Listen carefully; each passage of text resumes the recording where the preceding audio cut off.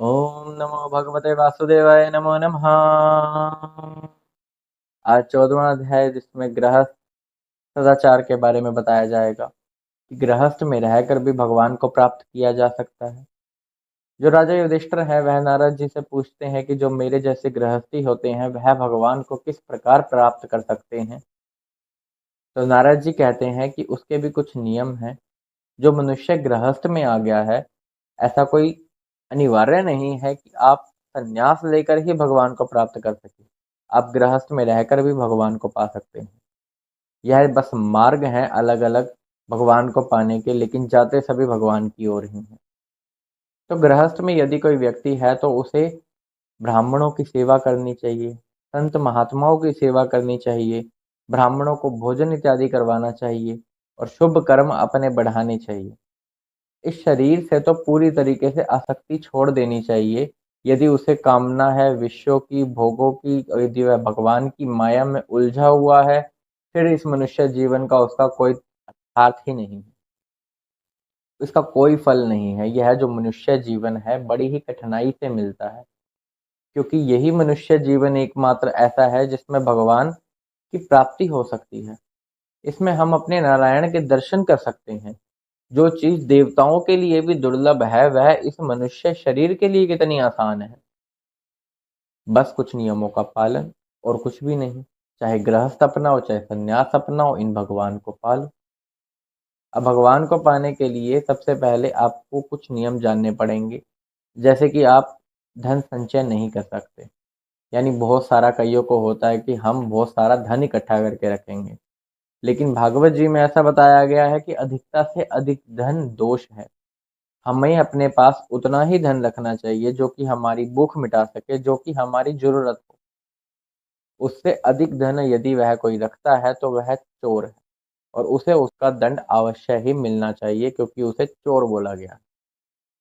जो मक्खी हैं, छोटे छोटे जंतु हैं, पशु हैं, पक्षी हैं, रेंगने वाले हैं जिनको सरीसृप बोलते हैं, हमें उनका भी आदर करना चाहिए। अपनों के समान ही मानना चाहिए उन्हें, ना कि मार देना चाहिए, क्योंकि वह भी भगवान के बनाए हुए वह जीव हैं। हमारे जो प्यारे श्री कृष्ण भगवान हैं उनका एक नाम पुरुष भी है, और वह इसलिए पड़ा क्योंकि वह सभी आत्माओं की आत्मा है।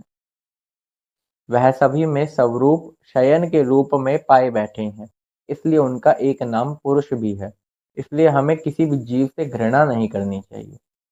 व्यवहार वैसे ही रखो जैसे बाकी मनुष्यों के बीच में हो, लेकिन अंदर से उस चीज में ममता ना हो, बिल्कुल भी मोह ना हो। और अब दिखाओ ऐसे ही कि तुम भी उनके जैसे एक आम मनुष्य हो, लेकिन अंदर से कुछ और ही हो। इस प्रकार कुछ बेसिक से नियमों का पालन करके हम परमात्मा को प्राप्त हो सकते हैं। हम इस मनुष्य जीवन से और योनियों में ना भटकें, इसके लिए हमें यह करना जरूरी है। अब बताया गया है गृहस्थ में जो हमारे पुत्र आदि होते हैं और स्त्री होती है। मनुष्यों का, पुरुषों का खासकर यह मानना होता है कि इसका मेरे साथ अब विवाह हो गया है, यह मेरी स्त्री है और मैं इसका विशेष मान सम्मान रखूं, इसके बिना मेरा कुछ नहीं है, मेरा सर्वस्व यही है।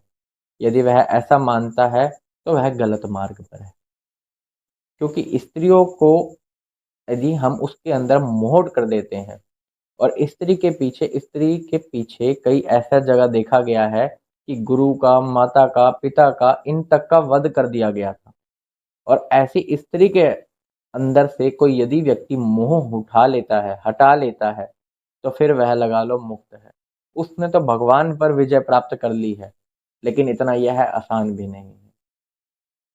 नारद जी कहते हैं अब मैं तुम्हें बताता हूँ कि हमें शुभ कर्म किस समय पर करने चाहिए, श्राद्ध किस समय पर करने चाहिए, और यह शुभ कर्म किन किन स्थानों पर करके हमें दुगना फल मिल सकता है।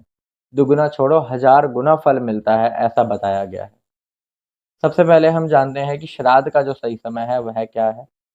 आश्विनी मास के कृष्ण पक्ष, इस समय पर यदि श्राद्ध किया जाता है तो यह महालय श्राद्ध के नाम से जाना जाता है, जो कि बड़ा ही पवित्र है।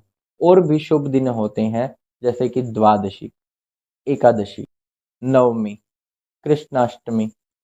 ये वो दिन है, वो मास हैं जिनके अंदर यदि शुभ कर्म किए जाएं तो वह हमें बदले में 1000 गुना मिलते हैं।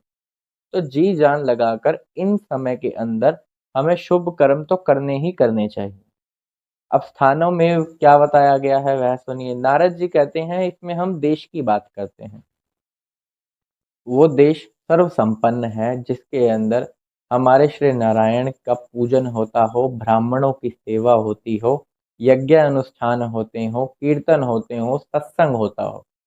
और ऐसे भारत देश में जन्म लेने का भी मुझे बहुत गर्व है, क्योंकि यहाँ पर हमें नारायण की भक्ति मिलती है, श्री कृष्ण भगवान की लीलाओं के दर्शन होते हैं, भगवान श्री राम के गुणगान सुनने को मिलते हैं। और क्या चाहिए इस जीवन में।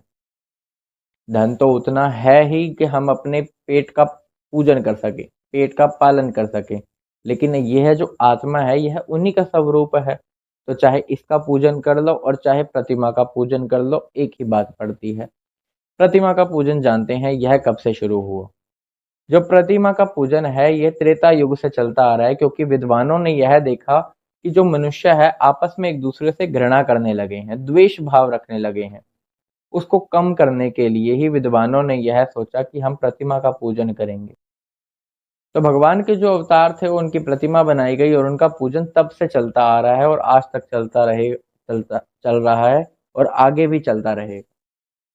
और जिन जिन स्थानों पे भगवान के अवतार हुए हैं यह वही स्थान है जहाँ पर शुभ कर्म करने से हमें इसका फल 1000 गुना मिलता है। इनमें कुछ नाम यदि मैं लूँ तो वृंदावन, मथुरा, बद्रिका आश्रम, द्वारका और भी बहुत से ऐसे स्थान हैं जहाँ पर भगवान ने अवतार लिए हैं। भगवान के जो ईष्ट हैं वह ब्राह्मण हैं और यह ब्राह्मणों की सेवा इसलिए बहुत महत्वपूर्ण बताई गई है। जो यज्ञ के दौरान आहुति हम अग्नि में डालते हैं और उससे हमें वो फल नहीं मिलता, वो फल हमें ब्राह्मणों के मुख में भोजन डालने से मिलता है। उनको भोजन करवाने मात्र से हमारे श्री हरि प्रसन्न होते हैं, क्योंकि वह उनके इष्ट बताए गए हैं।